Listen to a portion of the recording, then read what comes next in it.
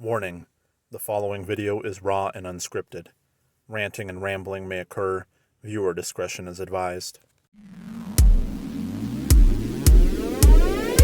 Don't let the ghosts and the ghouls disturb you.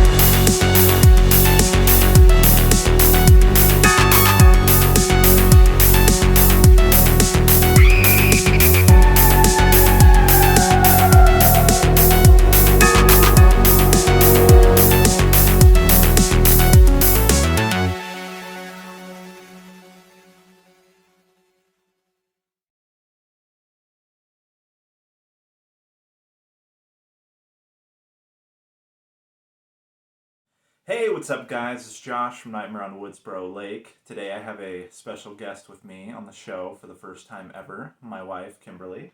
Hello. And today we're going to talk about Scream 5. I've been waiting to do this for a while now, just letting everybody get a chance to see it. And if you still haven't, avoid this video because there will be spoilers. So we're just going to jump right into this. How did you like the movie? What did you think of it? I thought it was pretty decent. Overall, I enjoyed it.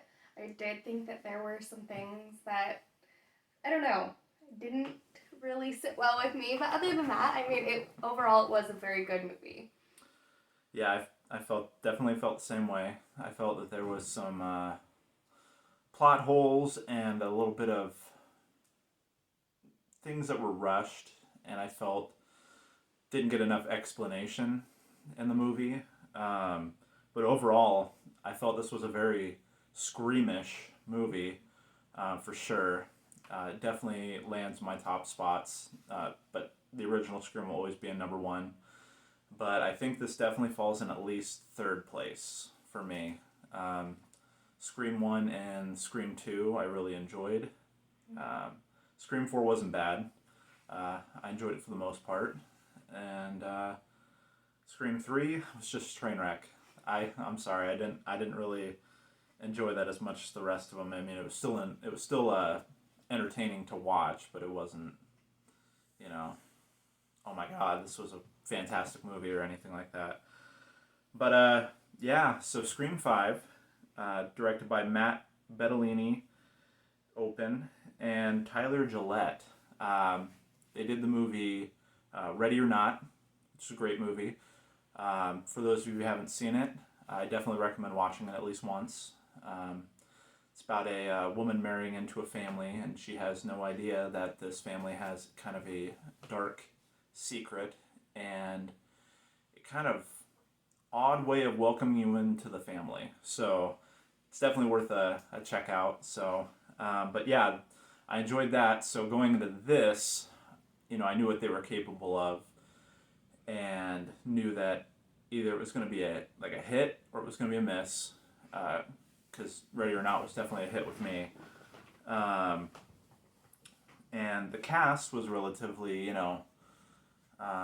unknown. I mean, there were a few characters that have been in other movies that I've seen, but there was a lot of people that I was like, I've never seen these people in my life.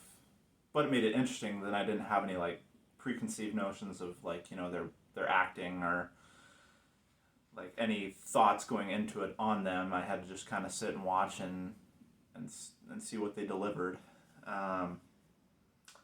So for the very first time ever, here's where we're getting into spoilers. For the very first time ever in a Scream movie, the opening character survives, which was really different. Knowing that in every other Scream movie, the characters in the very beginning are that first kill, and especially Scream 1, it was very shock and awe. You got Drew Barrymore, you're thinking she's going to be one of the main characters in the movie, and her part gets cut instantly, and she's left hanging from a tree by her insides, or pouring out onto the ground. So, they're very bam, right off the bat in the movies, and that was just the way Wes Craven was. So, seeing that Jenna Ortega, who plays, God, what was her name? I don't know. Tara Carpenter. That was it. She survives. She gets really beat up, though, and stabbed multiple times, and you think, it's over for her, and then she ends up in the hospital. And you find out her sister has moved out of Woodsboro, started her own new life, and she gets this call, your sister's been in a horrible accident, stabbed multiple times, she's in the hospital, and so her sister, Sam, has no choice but to come back to Woodsboro for her sister, and ends up bringing her boyfriend, who is played by Jack Quaid. Haven't really seen him in much. I know he's been in other movies, but nothing that really stood out to me. So her and her boyfriend come back to town, end up, visiting her in the hospital, and while in the hospital, gets attacked by Ghostface. And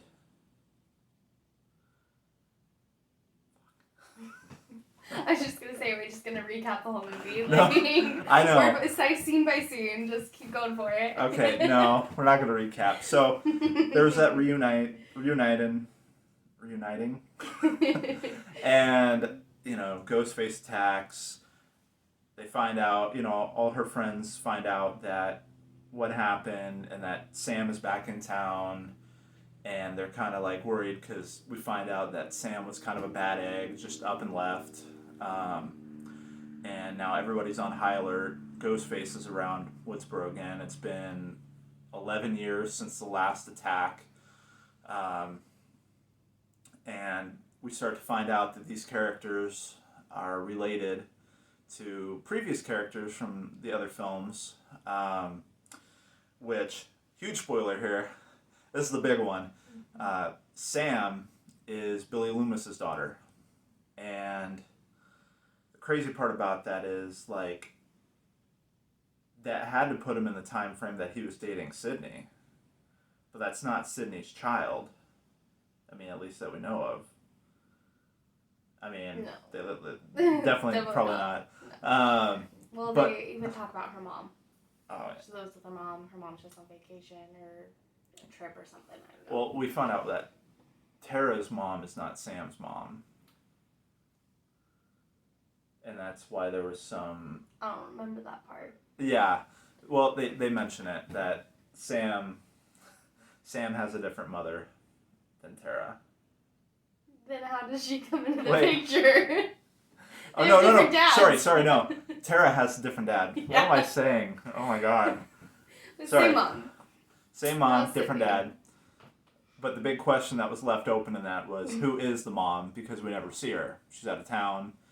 We don't know who hooked up with Billy Loomis. Pretty sure there's a picture of her in the living room, but I don't think they mention a whole lot about her. See, I don't know. From. I was so locked into the rest of it, I must have missed that because I didn't even see the picture of the mom, or at least I don't recollect that. I mean, I might be wrong too, but I could have sworn there was like a family picture of them. But so you find out, Sam is Billy Loomis' daughter. She's having these strange kind of daydreams / kind of hallucinations of Billy, and he's telling her that she needs to step up and go after whoever these fuckers are, in his words, slit their throats. He's giving fatherly advice, but in a serial killer kind of way. And you find out that these two siblings, which are Chad and...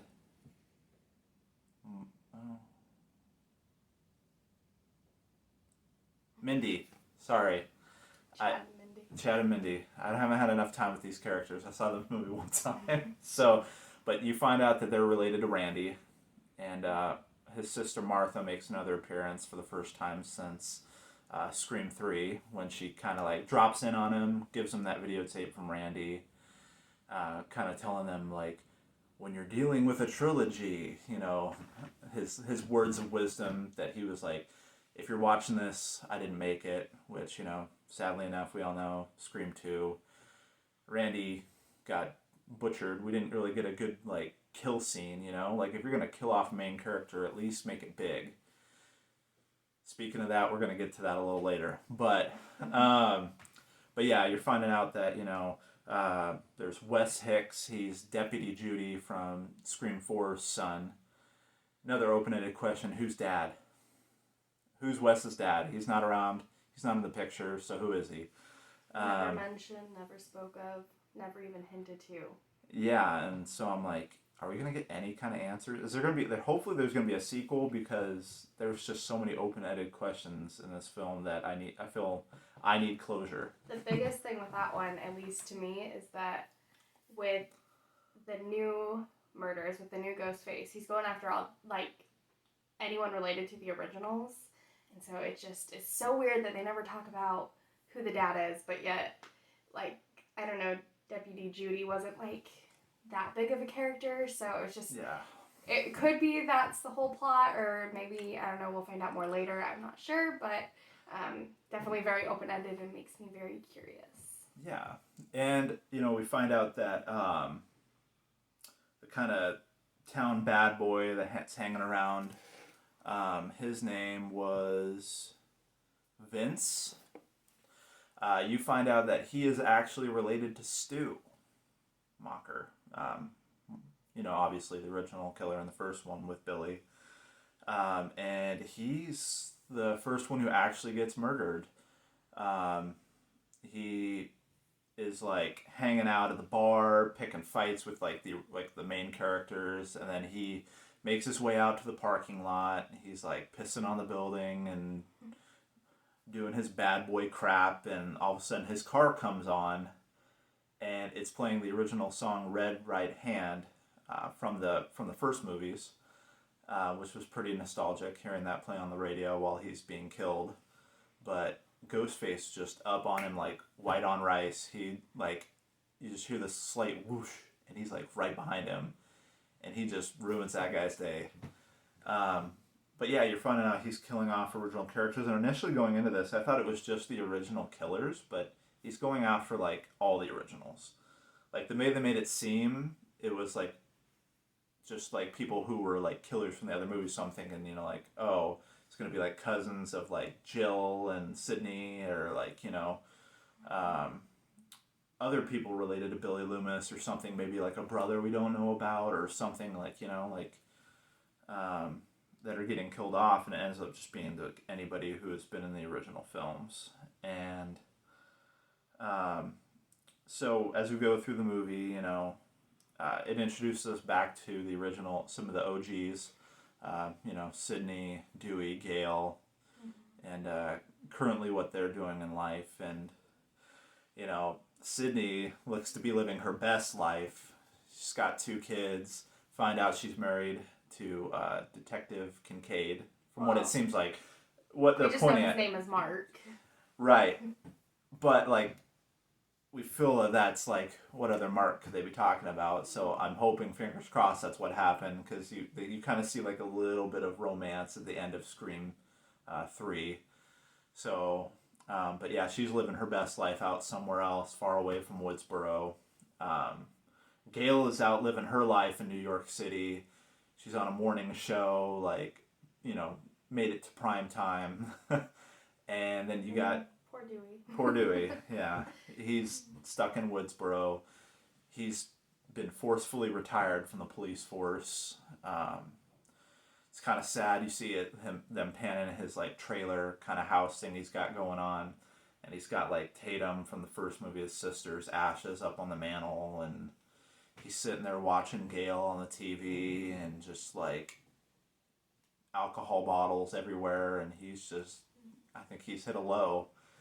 And it was hard to see, because he's one of my favorite characters. I've always enjoyed him. He's kind of like this quirky, kind of like, to the rescue character. He's very lovable, so... And that's when we find out that they're... Divorced. Gail and him got divorced, or they're not together anymore, which was kind of sad. Yeah, especially because that, you know, that also emanating in real life, because they were married after the first Scream, and now they're divorced. They have children together in real life. But you're hoping that they could make it through anything. They seemed really strong at the end of Scream 4. Like, he was by her side, like, in the hospital. Like, it seemed like they were finally, Dewey and Gale, like, as a duo again. And then boom, 11 years later, you're hit with that.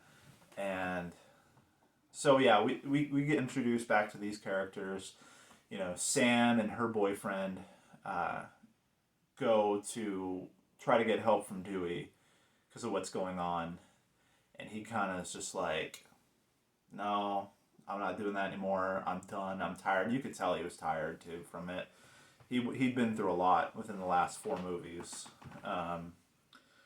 And we end up with the next big kill going on in that after that is Judy and her son Wes getting murdered, which was an insane scene because, she's out going get to dinner or to get their dinner. Wes is getting set up. He had just had a shower. He has no idea. His mom gets a call from Ghostface, and he's in there watching Wes and being all stalkerish like usual, and so she flips a Yui and bolts home, hoping to get there before her son gets murdered. And right as she's coming up the steps and trying to go inside the house, Ghostface is right there and just butchers her in plain daylight. Doesn't care who's watching. Out in the right on her front walkway, and that was brutal. I mean, the kills in this were super brutal this time around. We got a little hint of that in Scream 4 when Jill's best friend gets gutted in her bedroom, and then you got her insides laying on the bed, and I thought that was a step up for them. Well, this one, even the stabs and everything were just so realistic.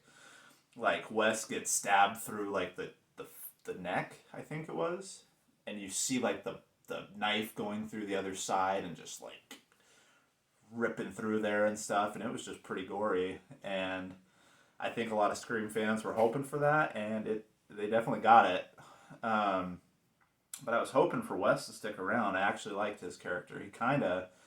He reminded me more of Randy than Chad and Mindy. They had you could tell the way they talk sometimes that they were definitely related, but Wes seemed like that super cautious, I don't know, he just emanated Randy to me, and I was hoping that he was going to be a character that would have lived through to another sequel, but he was cut short. And so Ghostface is just ripping through these people. Dewey's shit, I need to I can't let this go on. His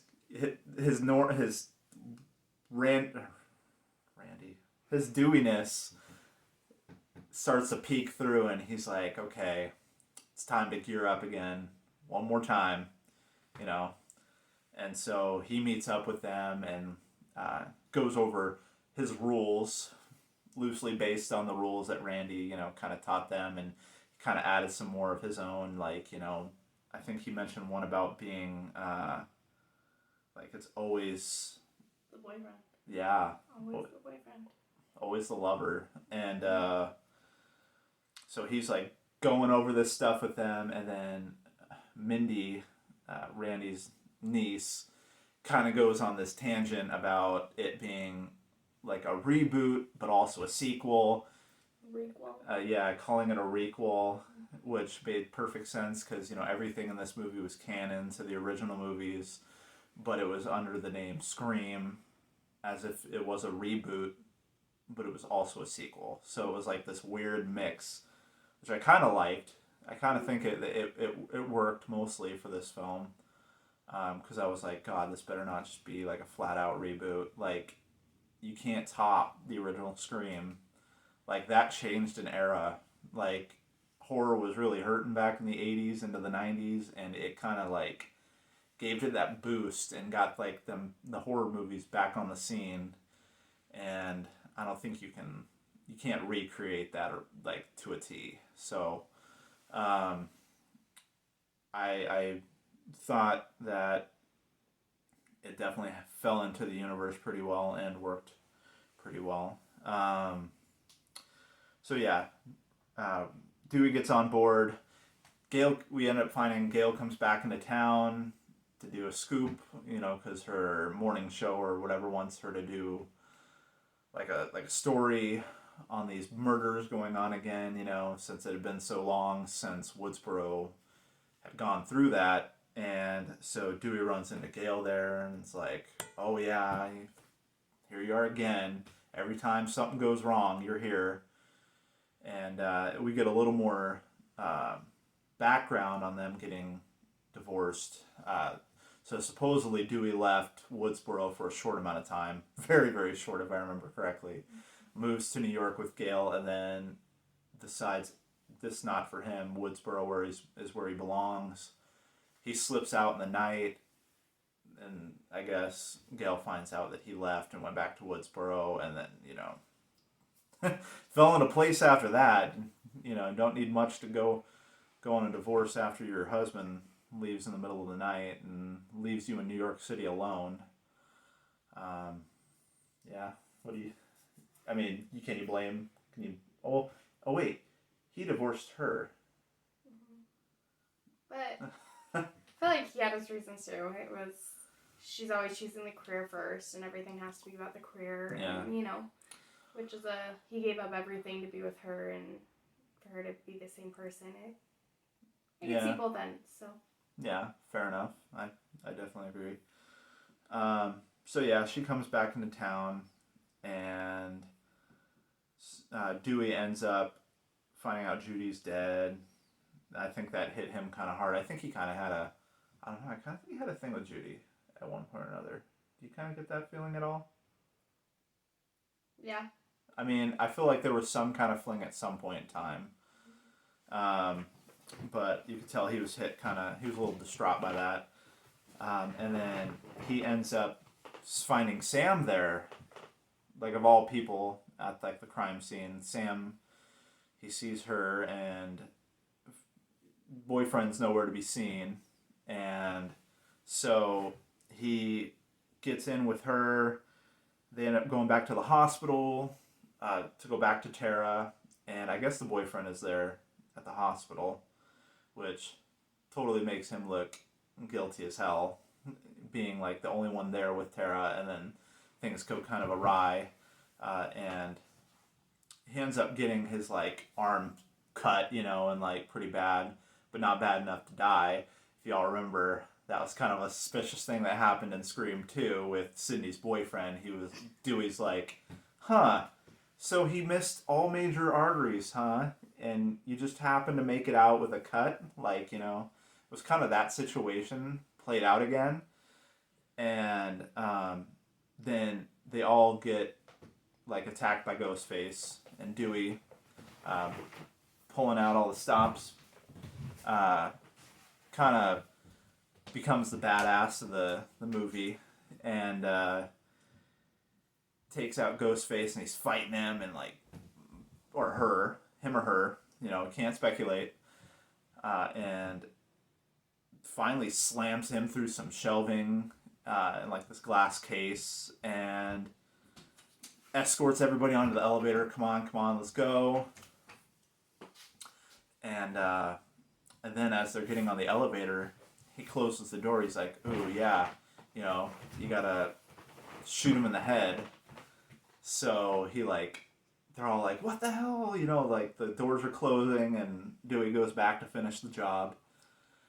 And, oh shit, that's where it gets hard. He reloads his gun and he's about to put a bullet in Ghostface when his phone rings, which is kind of like a distracting moment, and that's all Ghostface needs. It's just like this quick slip up, and Ghostface is up and just slams his knife into Dewey in the front end, stabs him from behind, and then just starts to rip up through Dewey, and we just get this gnarly ass death. And very fitting for Dewey. I mean, if you're going to kill off a main character, you got to make it big. And I feel like this was a very big moment. Like, it shook me. Like, I knew going into this movie, like, with them being new directors and new cast and, like, this new franchise, essentially, that they were going to build off of, that they were going to kill somebody big. Just, it was a matter of who. And seeing Dewey just get, like, murdered. I don't know how I was going to put that, but just destroyed me. I don't know. Like, I don't know if it hit you as hard as it hit me, but he was, like I said, he was one of my favorite characters from the original cast, and just seeing him get killed was just heartbreaking. There were a lot of things that made me mad about it, a lot of things that made me sad about it, and a lot of things that I wish were done differently about it. Would you like to elaborate on that? Because I know we've talked about this on the way home from the movie and a few times, but just so everybody out there can hear, you know, what were your thoughts on that? If he had to die, I'm glad he died saving someone, because that's what he was known for. Yeah. But with him and Gail's history, like, anytime Gail's about to die, Dewey always comes in and saves her, right? It's just like this ongoing, like, damsel in distress. He's the hero. And I think, for me, I would have loved to see that, like, one last time, you know? Having Gail be the person that was about to get killed by Ghostface and Dewey rescuing Gail again, which I know seems cliche, seems like, oh my gosh, it's been done a million times, so why would we do it again? Yeah. But it's just kind of like every time he's always there, and he's always the one to save her, and so it would have been really cool to see him go out the way he tried to protect her every single time.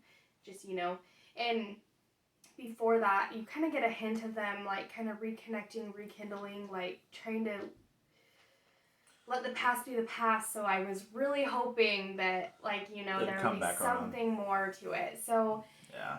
On one hand, like, I love that he still died saving people. On the other hand, I'm sad because it's Dewey, and, you know, Dewey's amazing. He's a great character. He is probably one of my favorites. I think actually probably is my favorite. So, I'm glad he died protecting people, because that's what he did, and yeah. Yeah. So going from there, the phone call ends up being from Gail, and you get this kind of like last minute smile from Dewey, kind of like, oh my God, you know, like I don't know, he just, like, this moment, like, she still cares about me, kind of got those vibes, like, you know, like, she's, like, calling him for the first time in forever, and, like, you see this brief smile before he's just laid to rest, and it was sad. But then you get, later, Gail shows up to the hospital, and you get this real emotional scene of her coming in and seeing the body bag leaving and finding out that it's Dewey. And you could totally tell that she was just destroyed. Like, even though their marriage had ended, like, the feelings hadn't, you know, completely. Like, especially with how much history they had, you could tell that no matter what, there was still something there. Like, it just, I think they had to find their way, you know. I think they kind of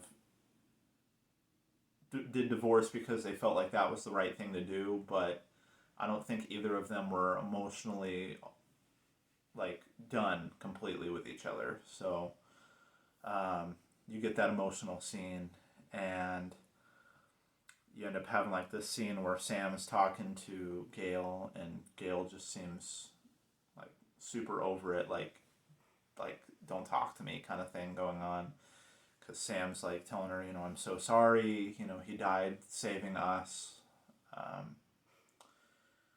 And yeah, Gail was just not having it.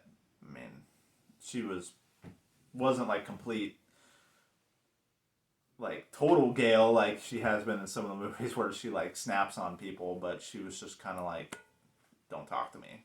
Like, I'm really just not in the place right now to, like, hear your crap. So, and in that same moment, who should appear through the door but our, you know, number one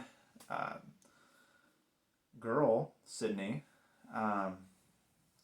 She's like one of my favorite final girls, I think. She's, aside from like Jamie Lee Curtis in Halloween and how she ends up becoming that total badass, Nev Campbell as Sydney has always been like, after that, by the end of the first movie, she was just like, no shit.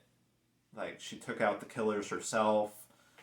She was always up for the fight. She wasn't a victim, really, After that beginning of that first movie, towards the end of the movie, she became like the heroine of every movie. And so, yeah, she's always lined up as one of my top final girls. So now she's back in town, and she's trying to, talk to Sam. She knows that Sam is Billy's daughter, and she decides to overlook that because I think she feels that Sam is not trying to be like Billy. She can see that there is good there, and so she's trying to, talk to Sam and be like, hey, let's work together. Let's figure out who this is and let's kill him. Like, no getting him thrown in jail, nothing. This needs to end, because otherwise, like, it never ends. Like, she was literally telling her that this is your life now. Like, I've been through this for 25 years, and it constantly just keeps happening. Somebody decides they're going to go after Sydney again, like, or, find out that there's people in the wings. Like, number 2, it's Billy's mom and just some random psycho that she gets to go to college with him. But, like, and, number 4, it's her freaking niece. And her niece kills her own mom. Like, everybody's coming out of the woodworks to get either their fame or to get revenge. And so she's just trying to plead with Sam and say, we got to finish this or it's not going to be over. Like, and finally they're able to talk Sam into this. And, well, actually, no. I was going to say no. No. Sam decides she's going to leave Woodsboro and take Tara with her. Duh. She's going to run. I don't know what's going on, guys. I think I need to get smacked in the face a few times. Obviously, I'm not with it. But no, yeah, she tries to leave with her boyfriend, Richie, and her sister, Tara. And Tara is like, hey, I need to pick up, like, my charger or something. She comes her inhaler. Inhaler. Because she is very asthmatic. Cannot last without it. She's like, hey, it's at my friend Amber's house. Which Amber was always like a fishy character from the get-go. So I'm like wondering like if she has a part in it or not. So they go back to her house to pick up this inhaler. Well, of all freaking houses to be in, she lives in Stu Macher's old house. The very finale for the first movie. And you're like, oh man, nostalgia overload right here. Like, if there's going to be like this big final scene, this is it. Like, you don't go back to that house and not have that be where like the turning point of the movie is. And so they go and they're having a party, and very fittingly enough, they're celebrating Wes, and his kind of like a celebration of life, getting drunk, partying. And actually it ends up being like kind of like a double-edged thing here, because they're actually celebrating Wes Craven in this movie. And they used it kind of has, so they could use that banner and celebrate, and like, because this movie is supposed to be a nod to the originals and to Wes, who can unfortunately rest in peace, no longer with us due to I think it was brain cancer. And he was one of my favorite directors, so that was kind of nice seeing them, with all the nods and everything that they did in this movie to the original, including that opening scene, which I guess we really didn't talk about much because I was kind of going on a play-by-play like it was a damn NFL game. You still are. I'm trying to trim it up, okay? I'm trying to trim it up. 33 minutes in, I'm trying to trim it up. But that opening scene was very Scream 1-esque with, her at home alone, making food, hanging out in the kitchen, getting this phone call on her house phone. But she's like talking about like elevated horror. They kind of changed it up a little bit. She was kind of like talking like how she thinks movies like Stab are kind of dumb, like all the jump scares and that stuff. She's like, I'm into elevated horror, like the Babadook, stuff like that. Why are you getting all sassy with it? You're like... Because I enjoy horror of all kinds. It's just funny. She was kind of like a horror snob.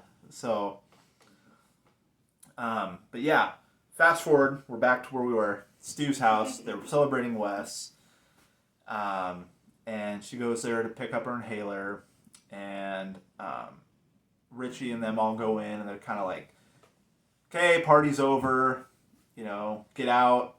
I don't know where Richie got the balls to be like, this isn't even his house. I don't know what he was thinking. But he's like, get out of the house. And you have all the friends there, Altera's friends, besides Wes, obviously, he's dead, but you've got like Mindy, Chad, can't remember the other girl's name, but she's Chad's girlfriend, but she kind of seemed suspicious to me like the whole time too. She kind of had like this dark aura about her. So, and that's what they're good for in these movies. They like to make you think like, ooh, they could be the killer, they could be the killer, they could be the killer, or that seems too obvious. Maybe it's not them, or maybe they're just messing with your head and they're like, it's so obvious that you think it's not them, but it is them. They're always like that. I love it and I hate it. But, so all of them are there. Girlfriend disappears. She's like over it because she's trying to have sex with Chad. Chad's like, how do I know you're not the killer? And kind of like turns off the mood for her. So she bolts, and you're like, okay, we'll see where that goes. Either she's going to be like the killer or she's going to get killed. And so Chad ends up looking for her and goes out there with his phone. And they had downloaded this app that they were talking about at the beginning of the movie where it kind of can like track where you're like the person you're looking for is. Their location. Yeah, it's like a geolocator. Up to, like, the feet, like 10 feet away from you. Right, and it seems very like legit. Like it's like as they're moving, like you could see like it's tracking it. It's not like Google Maps where it's kind of like off a little bit. And he's out there looking for her, and then all of a sudden he gets attacked by like it's coming fast at him, and it ends up being Ghostface with the phone, I guess, or who has the app and is like pretending to be his girlfriend, or could be his girlfriend. Think about that. But attacks Chad. You think it's over with. You think he's dead. Which I totally thought he was getting his shit rocked. Like he was getting stabbed left and right, and like it was pretty brutal. But so then we go back to the house. Everybody's left. Amber's still there, and Tara and Richie and all them. They're kind of doing their thing, and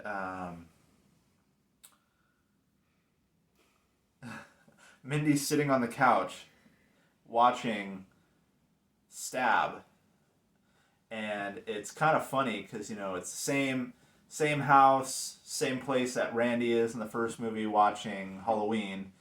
She's like laying on the couch, and she's literally watching this guy playing her uncle on the screen with Stab 1, and she's like, oh, Randy, and she's doing exactly like the same thing that they did. Turn around, Randy. Yeah, and it was kind of funny. It was kind of like weird because it was like her in the same spot as her uncle watching this guy playing her uncle. It's kind of a mind trip there, but she ends up actually turning around and seeing Ghostface behind her, and ends up struggling and fighting with him or her. I always say that, like it could be either or. I'm not being sexist in any way. And you've got Richie, and he's like supposedly going downstairs for beer. He does the whole like joking like, I'll be right back, just kind of like Stu in the first one. So many nods to the original in this one. And you really are doing like a play, but it's like what every character's doing in the house. I thought this was gonna be like, oh, they're gonna go, and then you're gonna talk about the next part, and then the finale. No, you're like everything that happens. You got to know it all. Why even watch the movie? Just watch this. We got it. We got you. You know what? Okay. So, we're just going to skip the rest of the BS. Okay. It is the rest of yes. It's the end of the movie. So, so ends up, Sydney and Gail show up because they want to end this with or without Sam's help. I don't think they know that Sam's there. Yes. Yes, they do. How? Wait, what? The whole reason they ended up there and they knew where to go is because they put a tracker on Sam's car Oh, yeah. to follow her. And then they This, end up at Randy's house. They're like, oh, shoot, guess what house we're going to? It's Randy's. Or not Randy's, Stu's. Sorry, my bad. So they do know she's there. okay, this is a horrible day for me, guys. Obviously, I've dropped the ball on this video here. So we got the face off. You know, we don't know what happened. Tara gets, ends up being Amber. Spoiler alert, here we are. Ends up being Amber's one of the main killers, which kind of I was really questioning. I've heard this from other people too. The fact that she is super strong. She took Dewey down. Obviously the dude's kind of paralyzed a little bit. He has some issues, but the fact that she was just super strong and taking out these people, I was shocked. I wasn't shocked because I felt maybe she could be the killer or one of the killers, because there's always multiple killers. They were just really gruesome, really aggressive, kills. Yeah, they were really aggressive. It wasn't just a stab and then maybe another stab. It was stab, stab, stab, stab, almost ripping his overkill. body. Yeah. So she just had obviously a lot of pent up aggression, and then we also find out I enjoyed the boyfriend. He had some quips and he had some funny lines, and he just seemed like a character that you were you didn't want to invest in because you're oh, this will be a red herring and he could be the killer, which he ends up being. Another spoiler alert. But I enjoyed his character. I was I'm thinking this dude's pretty cool. He's I don't know. He just had some funny one-liners and just seemed to be this charismatic kind of guy. Didn't it shock you when you found out that he was one of the killers? Kind of, because I was it was one of those situations where I was either, with some of the scenes, it seemed almost too obvious that he might be a killer, that they might be playing the route of it's so obvious that it's not, or maybe it is so obvious that it is. But it kind of still shocked me. Amber wasn't the huge shock, but the boyfriend kind of was. Mm-hmm. And we end up finding out, the motive behind all these killings is their dislike for the stab movies. They're well, after Stab 1, it was all kind of garbage. Mm-hmm. And they thought that they would do justice to the Stab franchise by kind of, rewriting the story a little bit and upping the stakes, killing Dewey was a huge one. Well, and they wanted to kill all the originals. Because Yeah. they felt that's where the Stab franchise should have went. It should have, instead of making the 5, 6, 7, 8, whatever stabs, however many they made, they felt like they should have gone back and killed off the originals. And so that's what they wanted to do in this one. Yeah. And well, not in this movie. In their minds, they were making this their own movie, their own event, and that's what they wanted to do. So, and it was just your basic case of toxic fandom gone wrong. Because there's people obviously on both sides of the track. Either you love these movies or you don't. And sometimes people take things a little too far because they feel that the studios or the people who are making these movies aren't doing fan justice. And sometimes that's the case. Sometimes it's a quick cash grab. They're just dropping this movie to rake in some more money. They don't care about the franchise. They'll run it to the ground. And I think I've noticed that firsthand with some movies that I've seen that I'm you guys are just rerunning this shit over and over again. And people are kind of getting fed up with it. It's not doing anything for this franchise. You're just literally making it look like a joke. But I don't think I would. Space one. Yeah. Space. There were some cool kills in that one and stuff, and some cool stuff, but like It was just they were weird. going out there. They were Yeah. getting out there. Same with they did that with like Leprechaun too. Yeah. Those movies all were kind of semi cheesy, but like they just got even more cheesy. Yeah. But these people took it a step further, and they're like, we're gonna rewrite this movie ourselves. We're gonna kill off all these people, you know, and the body count's gonna be big. Lots of carnage going on, and no one's safe.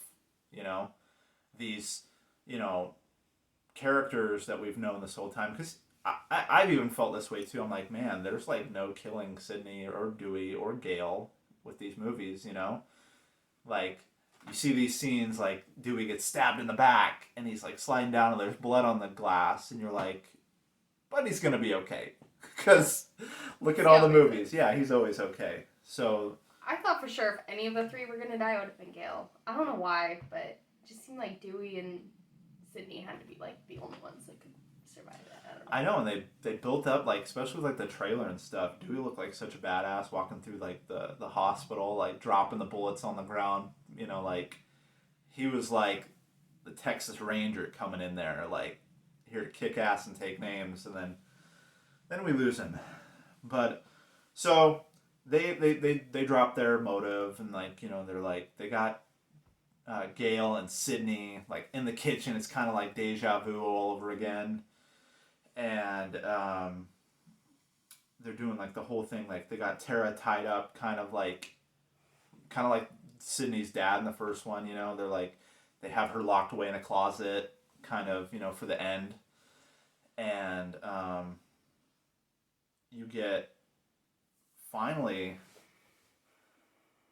I thought these were some pretty awesome deaths. You know, they're like attacking. They finally, like, you know, because Gale gets it from Amber. You know, Amber attacks her and like beating the shit out of her, and like Sydney ends up stepping in, and like Amber's like, hold on, whoa, I was radicalized. Like, you know, she tries to play kind of like this victim at the same time.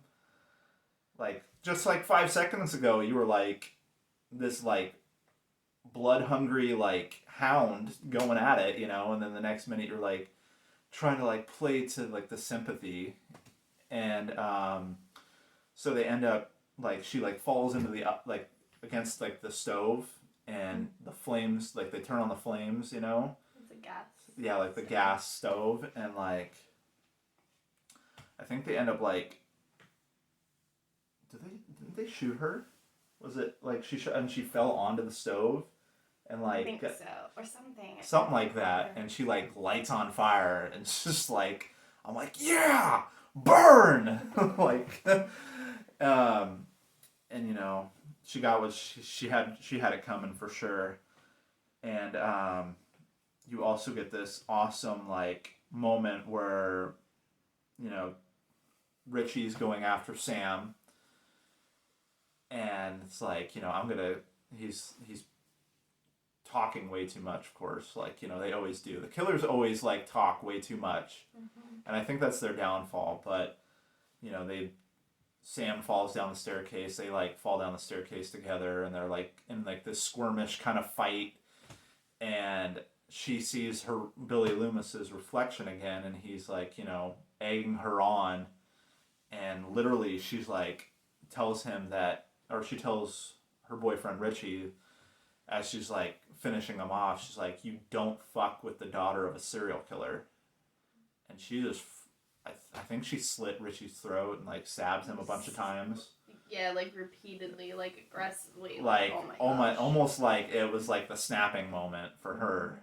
And she kills Richie. Sydney and Gale kill Amber. Well, so we think. They're out in the hallway, and then Amber comes out there all charred and stuff, and then they put another bullet in her to finish her off, because, you know, in those movies they always say they come back for one more scare, and you got to put a bullet in the head. But yeah, so and then at the end you find out, you know, Mindy made it, Chad made it, they're fine, because obviously if they're going to make a franchise, you can't kill off everybody. you got to keep some of these kids around for the next one. And I didn't think that. I just had a feeling they wouldn't kill off Randy's nephew and niece right away. Yeah. They're pretty big, especially because they're kind of following in his footsteps. Like, she's like the know-it-all kind of movie buff, and they like to keep those around. Mm-hmm. At least till the second one. You know what I'm talking about.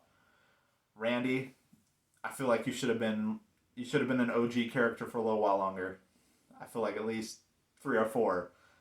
Like, I was glad to see you back in 2, and then they took you away from me.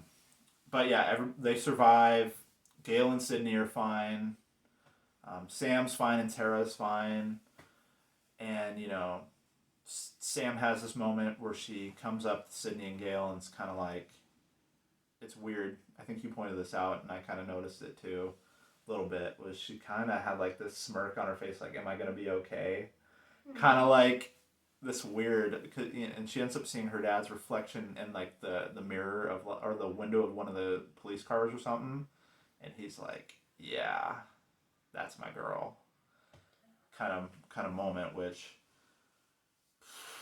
I don't know, with that smirk and that kind of like that moment where she like went batshit on Richie, like you're kind of wondering, is she gonna still end up being a heroine down the road, or is she just like her freak button got hit, she snapped, and the next movie maybe she's gonna be the killer or something? I don't know, because they might flip this franchise on its head. She might not be the new Sydney. She might just be like, they made it seem that way for this film, but then they're gonna totally flip you on your head in the next film. I guess we'll only find out with time.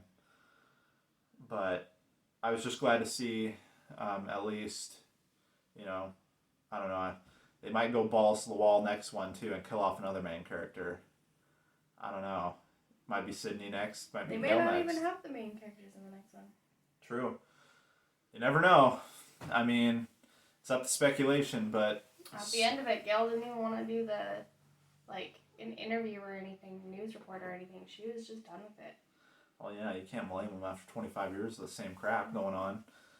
I mean, she made her success off of what happened, but like, I think at some point you're just done.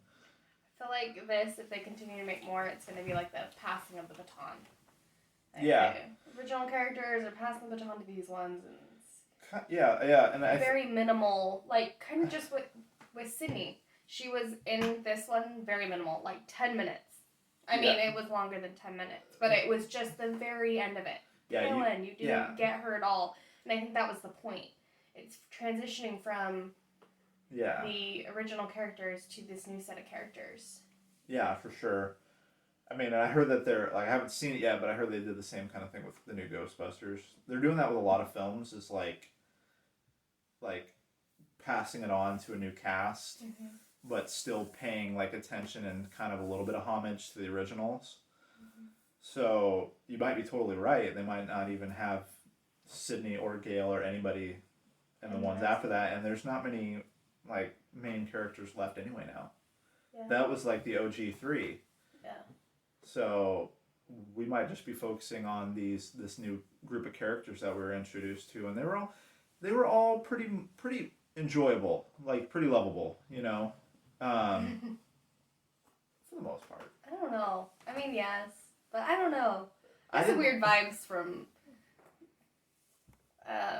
Randy's niece. Mindy? Yeah. I don't know.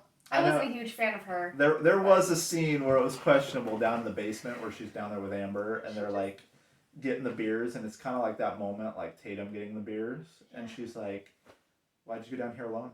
She's just kind of cynical, know-it-all kind of vibes, and it's just Yeah. Totally different than Randy. Like, Randy's like a goofball kind of know-it-all, so it's different. But she's just kind of more cynical about it. Yeah.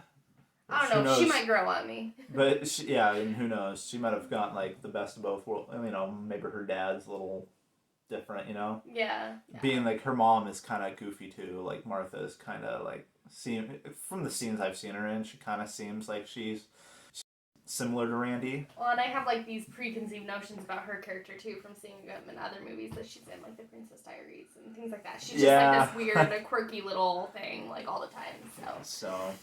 But yeah, so that's pretty much Scream 5 in a nutshell. In a 54-minute nutshell. You know what? You almost watched the whole movie. Yeah, thanks. And I did drop the ball several times on many things. I'm glad you were there to catch it, because it's funny, because, like, I can tell you so much stuff about the old ones, but, like, you know, I've had multiple watches of those ones, and, like, seeing this one for the first time in theaters, yeah, there are things that stuck out, but, like, I'm missing some of the minor details, because, you know.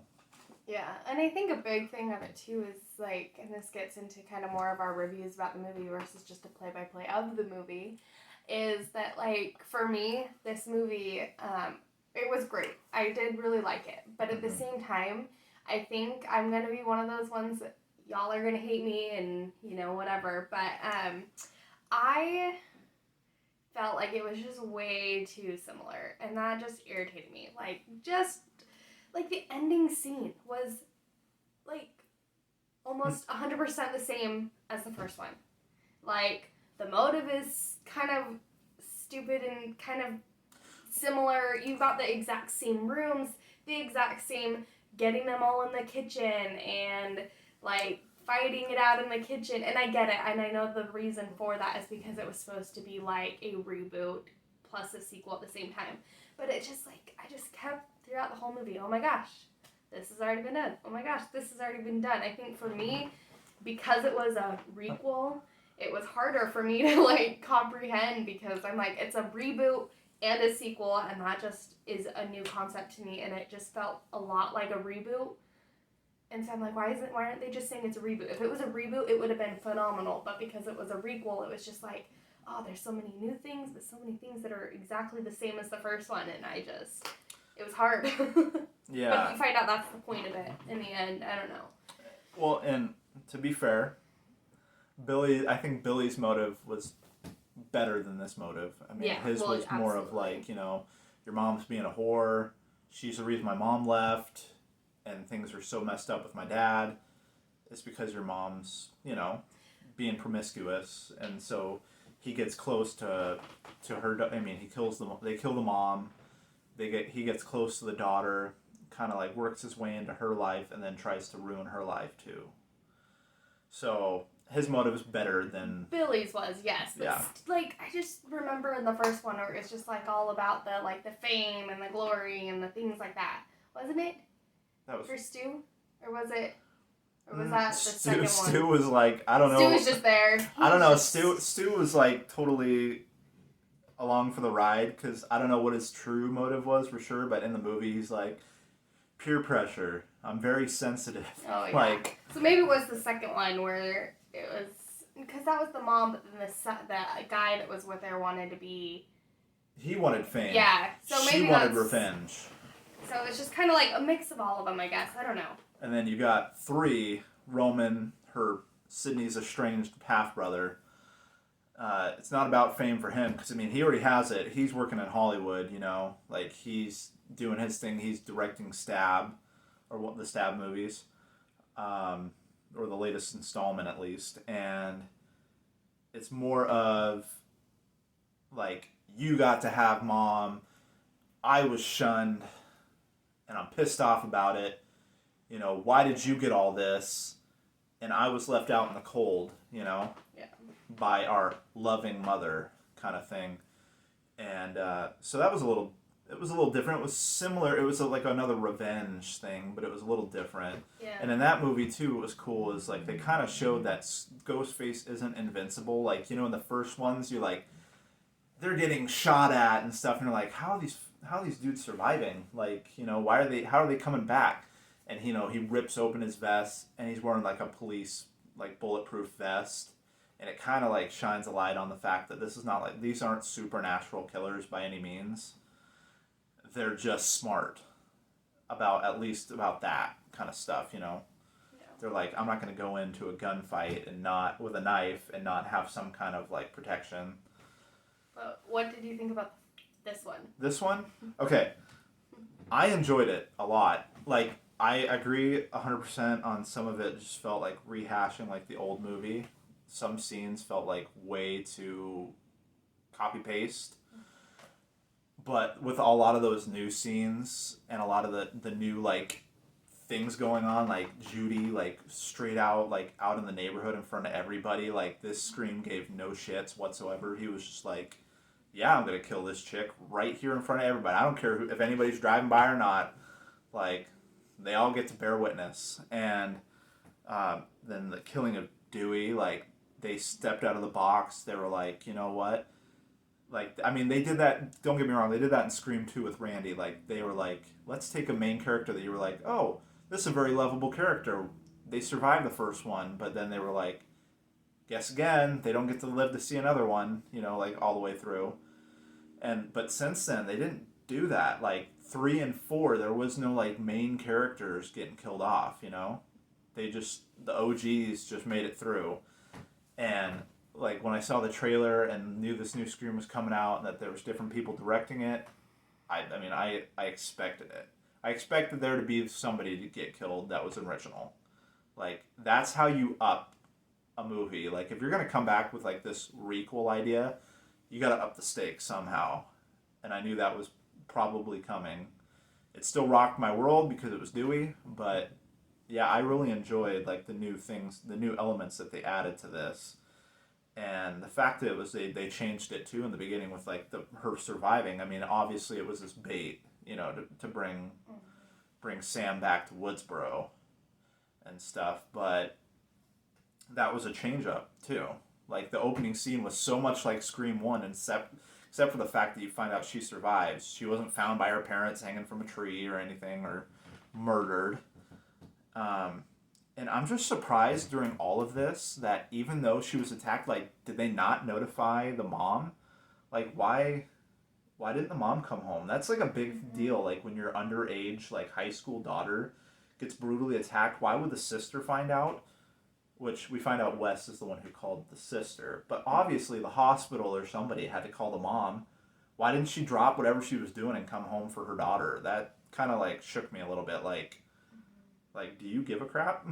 Like, I can't wait to see who the mom is. Hopefully if they bring her up in the sequel, like, Give some backstory. That'd yeah, be cool.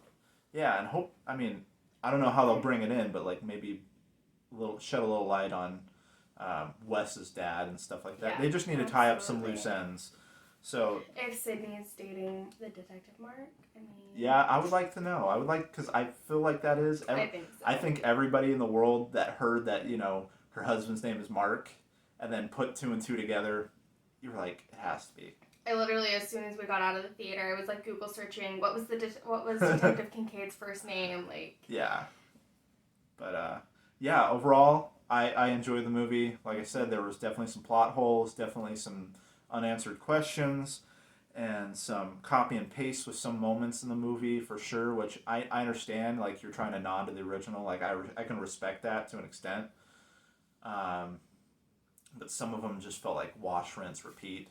And the kills, though, were so much better than any of the previous movies. Yeah. For sure. Yeah, they definitely went balls to the wall with the kills, so that was another plus side of this movie. The motive, I could see it kind of. Like, if I'm being completely honest, like, it's half and half. It's like I kind of like the motive, I kind of don't. I don't mind the motive. I hate how they met. They met on some online forum. Right, which kind of drives me nuts. Kind of like Billy Loomis's mom found him on. Yeah. Found. I don't even know his name. I'm drawing a blank on it too right now. She found him on a psychotic killers kind of forum. Yeah.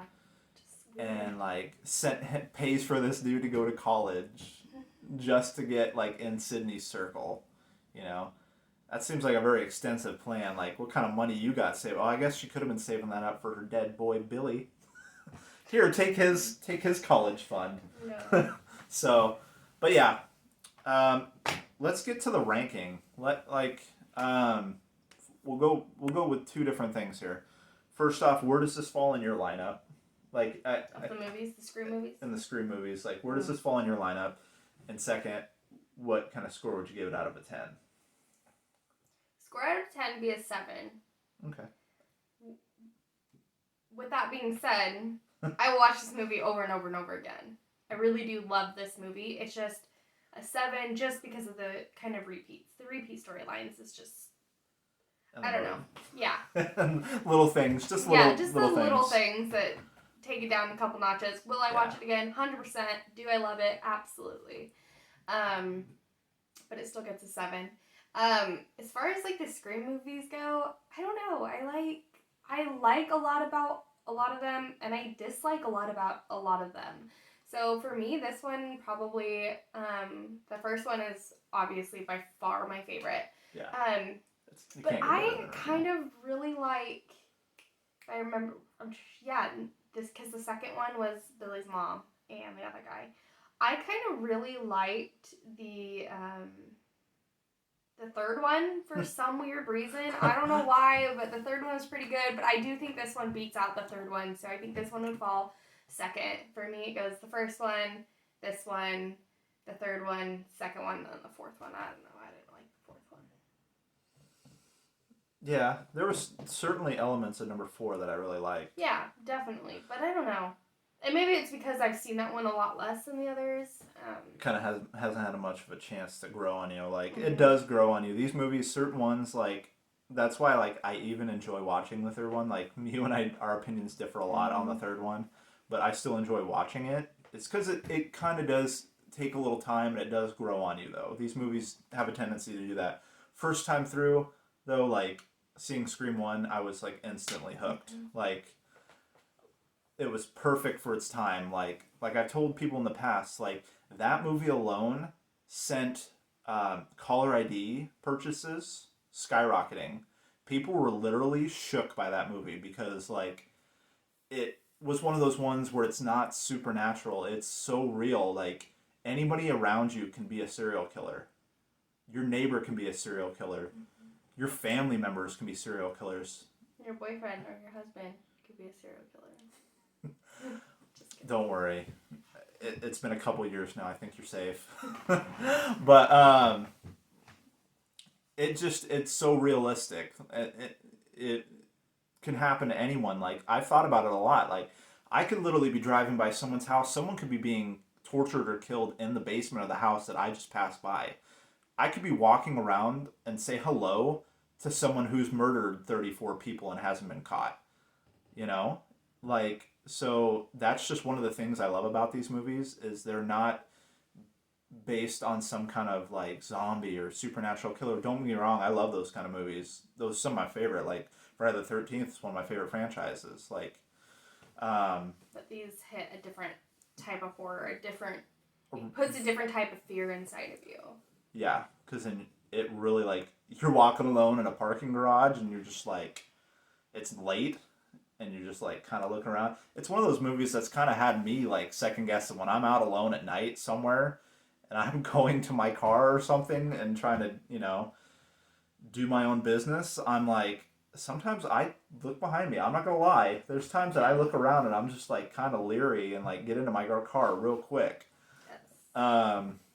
And also just, I love, like, I know that this is another reason it hit for you too, is because you love, like, murder mysteries.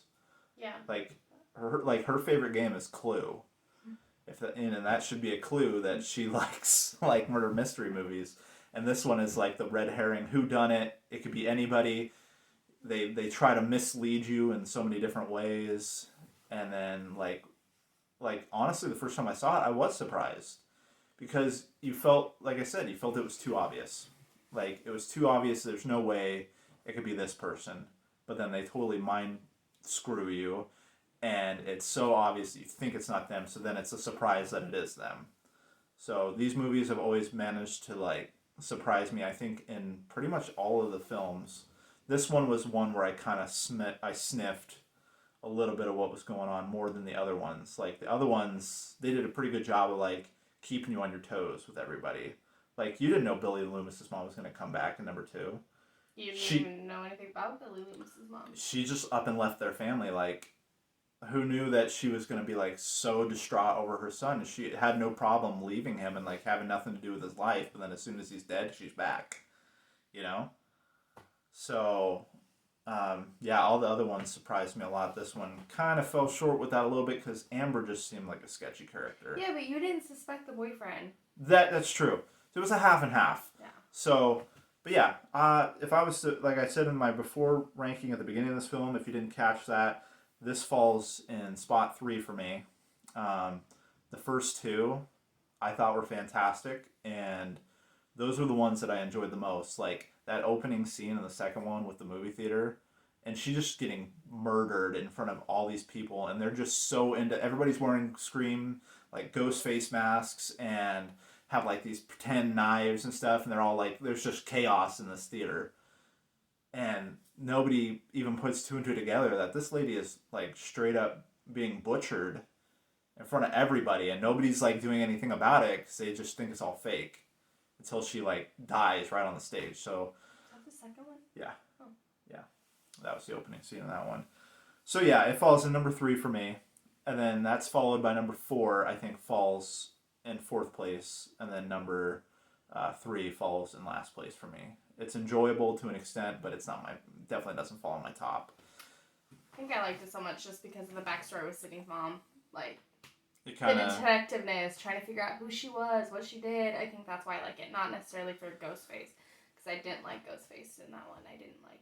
But yeah, and he was working by himself. Yeah. And he like claimed that he was pulling the strings from the first one, like. Yeah. So overall, I mean, not Ghostface itself, but just like the cool backstory behind the characters in that one, I liked a little bit more. Yeah, I can feel that. And for as for like a rating, I'm kind of close to where you're at. I'd give it like a 7.5. It definitely hit a lot of right notes for me in this film. But like I said, there was plot holes and like loose ends, and I don't know, the motive is kind of half and half for me. Like I kind of liked it because like I can see where people go a little too far with their love of movies. Mm-hmm. Like, despite Billy saying movies don't create psychos, movies make psychos more creative, it's still a lot of people do get motivated by like things they've seen on TV or like movies or video games, like just kind of releases something. Yeah, and like some people just that's all it takes. So yeah, overall pretty good movie. If you guys haven't seen it, I don't know why the hell you were watching my video because I just spoiled everything for you. With this play-by-play. Right. Do we need to do like those little circle highlights, like, you know, like in like the NFL, like where they're doing the play-by-play and then they like draw the lines and like doing the circles? Will that take will it take this review up to the next level? But if you haven't seen it, go see it. It's a good watch, even if it's just once. Like, and if you've seen it, go see it again. Yeah, I definitely will buy it when it comes out. Yeah. And if you've seen it, let me know what your thoughts are. Like, we would love to hear like what you thought of the movie. What would your rating for it be? Where does this fall in your Scream franchise lineup? Where did it fall short? Where did they deliver? Do you think that this did Wes Craven any justice? You know, do you think he's looking down from heaven or up from hell? Wherever. I'm hoping he was a great guy. I'm hoping he's like up somewhere else, you know, enjoying his afterlife. But do you think he's looking down and like, okay, I see you guys did a great job? Or is he like, oh my God, they just totally fucked my franchise? Like, so yeah, leave a comment below. You guys know what to do. Like, comment, and subscribe, and we'll catch you guys later. Bye.